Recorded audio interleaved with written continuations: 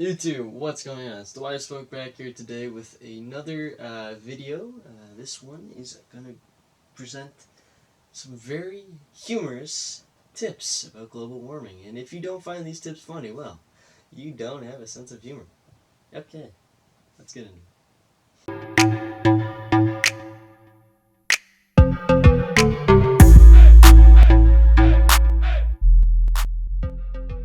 Alright guys, really quick before we get into the tips, one thing I just want to make sure you guys are aware of is I've already made an intro video that kind of explains what my channel is about. If you have not seen that yet, go ahead and watch that first. There will be a link in the description below. Okay, now that you guys have watched that, which I hope you have, if you haven't, go do that. Anyway, let's get into these tips. What are these tips about again? Yeah, that's right. Global warming. Let's go. Alright, really quick, before we get into the tips on how to prevent global warming, we need to understand how it kind of works, what causes global warming.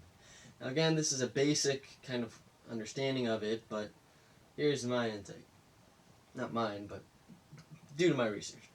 What happens is the sun emits radiation, obviously, that's, and what happens is typically that radiation from the sun would hit a point on Earth and bounce off and go back into space, okay? That's typically what happens. However, because of pollution, there are certain chemicals in the air that kind of clump together in the atmosphere. And what happens is when this radiation from the sun hits a spot on Earth, it can't leave because these chemicals kind of trap that heat in. That's what kind of drives the overall temperature up. So it actually, yeah. Okay. Now that we know what the how it works, let's get into these tips. How to stop it. All right. Tip number 1, guys. We know that the Earth is getting hot. So what do we need to do? Leave your fridge open. Think about it. Fridge is cold. Earth's hot. Boom. Works like a charm. Now, obviously, your fridge needs to be right next to a window. So if this is not the case, don't worry. I got some other tips for you. So here's what you need to do. You need to open the door of your fridge if it's right next to a window. Make sure your window's open too. What happens is this cool air from the fridge will go right out the window and mix with the hot air that's already stuck in the atmosphere. This will lower the overall temperature on Earth. The only problem is a byproduct of this could be a tornado. As everyone knows, tornadoes form when hot and cold air mix together. Don't worry though, just be a little cautious. That's why I say 3 minutes how to do the trick. Okay, that's tip number 1. Tip number 2 is leave 15 to 20 ice cubes on the pavement once a day. That's right, 15 to 20.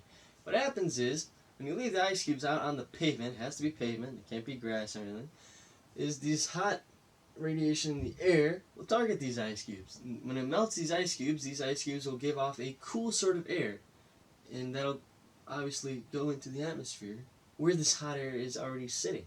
They will mix, and the overall temperature of Earth will look cool. Only little thing I need to tell you guys is be careful where you put these ice cubes. I would not recommend leaving them on the street, as that might be dangerous for some oncoming cars. Also, I would not recommend leaving them on your neighbor's driveway if he's not aware of it, as he might slip and fall, and although that would be absolutely hilarious, that's not good for you. Alright, tip number 3. If you are a hot person, and this is attractively speaking, limit your time outdoors. I know this sounds a little extreme, but hear me out. Have you ever thought of the term hot and attractive? How does that compare?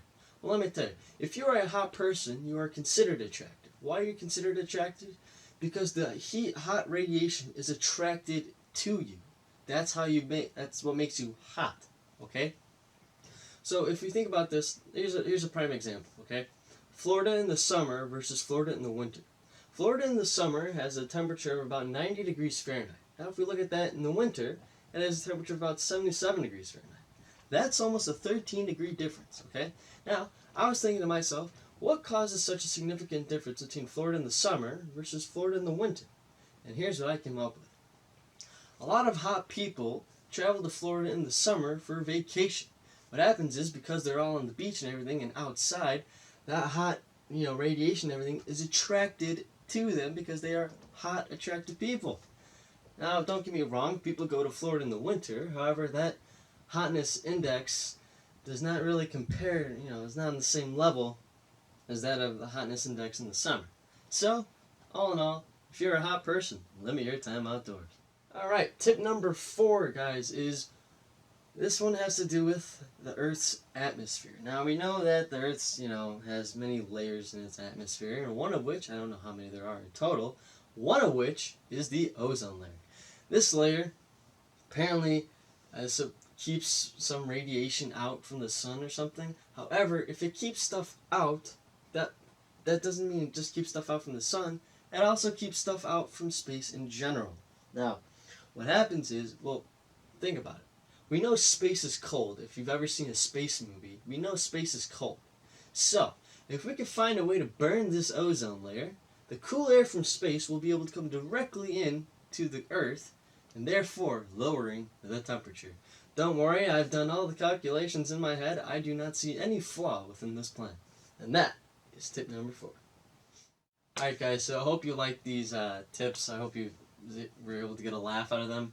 Remember, they are just jokes, and they're not to be taken seriously. So, with that being said, do not do these tips.